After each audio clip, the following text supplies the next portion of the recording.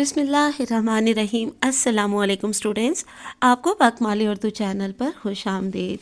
Students, جماعت ناہم کے federal board کے پرچہ میں سوال نمبر 7 میں جو ایک نیا ٹاپک شامل کیا گیا ہے وہ ہے کالم نگاری یا آرٹیکل، اور جو ماڈل پیپر آیا ہے فیڈرل بورڈ کی طرف سے تو اس میں سوال نمبر 7 تھا جدید ٹیکنالوجی کے تعلیم پر اثرات پر کالم تحریر کریں۔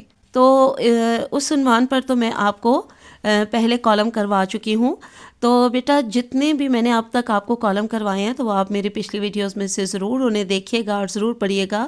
اس کے علاوہ بھی آپ کو جتنے موضوعات پر جہاں سے بھی کالم ملیں، اور خاص طور پر ہر جو ہے وہ عنوان پہ آپ کو کالم لکھنا آنا چاہیے، لیکن آپ نے خاص طور پر تعلیمی عنوان پر تو جہاں سے بھی ملیں تو آپ نے تمام کالم جو بہت اچھی طرح سے تیار کرنے ہیں، ٹھیک ہے، تاکہ آپ جو ہے نا، اور بہت سارے جب آپ پڑھیں گے نا تو آپ انشاءاللہ خود اس قابل ہو جائیں گے کہ کسی بھی عنوان پر آپ کو کالم لکھنے کو دیا جائے تو آپ انشاءاللہ وہ کالم لکھ لیں گے۔ تو آج ہمارے پاس ایک اور تعلیمی موضوع ہے کالم کے لیے، معیاری تعلیم وقت کی ضرورت۔ تو ہم اس موضوع پر آج کالم پڑھیں گے۔ 21ویں صدی ایسی گہری تبدیلیوں کا سامنا کر رہی ہے جو پہلے کبھی نہیں ہوئیں۔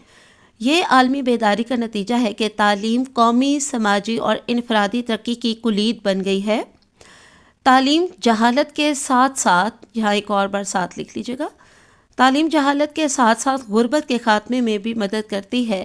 تعلیم تخلیقی صلاحیتوں کو جنم دیتی ہے جو قومی ترقی کی بنیاد بنتی ہیں۔ سب سے قیمتی اثاثہ جات قدرتی وسائل نہیں ہیں۔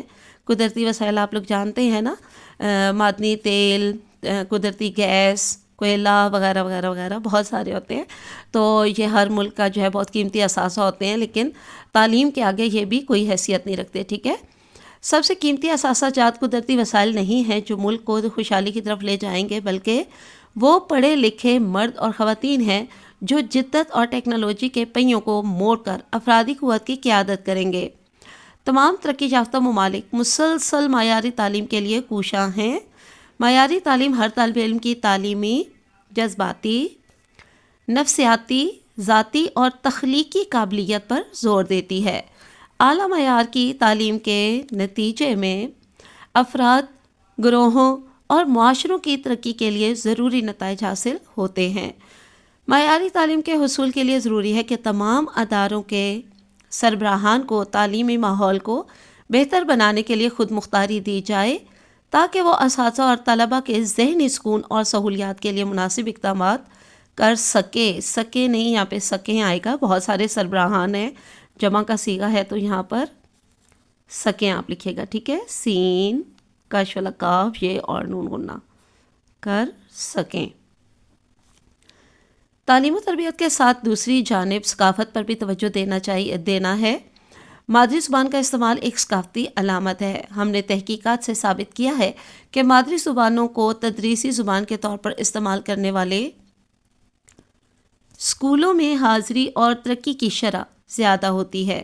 کامیاب تعلیمی نظام کے نفاذ کے لیے ہر ممکن اقدامات کرنے چاہیے۔ پالیسی سازوں کو مناسب اصلاحات کر کے تعلیمی نظام کے ہر پہلو پر غور کرنا چاہیے جو تعلیمی نتائج کو بہتر بنانے کے لیے ایک جامع نقطۂ نظر فراہم کر سکے۔ اسکول کا اچھا ماحول طلباء کے سیکھنے اور اچھی کارکردگی کا مظاہرہ کرنے کی صلاحیت میں حصہ ڈالتا ہے۔ جو کردار والدین طلباء کی تعلیم میں ادا کرتے ہیں وہ اسکول میں طلباء کی تعلیمی کامیابی کو محسوس کرنے کے لیے بھی اہم ہے۔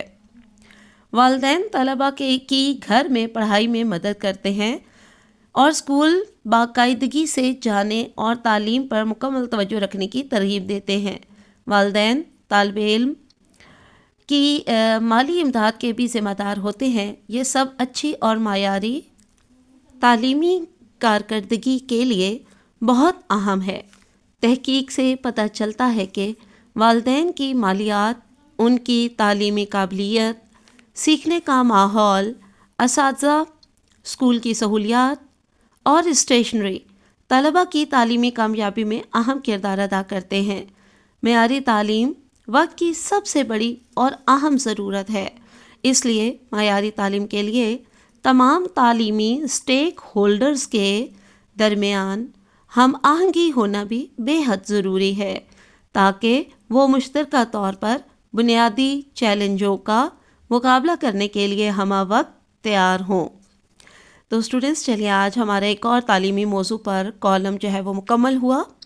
تو آپ نے یہ تمام بہت اچھی طرح سے یاد کرنے ہیں اور کوشش کیجئے کہ کچھ اخبارات بھی اپنے گھر پر منگوائیے، ٹھیک ہے، جیسے کہ جنگ یا پھر نوائے وقت، اس طرح کے جو اخبارات ہیں وہ ضرور آپ اپنے گھر پہ منگوائیے، اور اس میں جو کالم آتے ہیں تو وہاں سے آپ ضرور پڑھیں تاکہ آپ کے پاس زیادہ سے زیادہ موضوعات پر معلومات اکٹھی ہو جائیں، بہت سارا ذخیرہ الفاظ آپ کے پاس ہو، تو اپنے اسی ذخیرہ الفاظ، انہی معلومات اور اسی نالج پر انشاءاللہ آپ کو کسی بھی موضوع پر کالم دیا جائے گا اگر، تو آپ آرام سے اس پر تفصیلاً کالم جو ہے وہ تحریر کر سکیں گے۔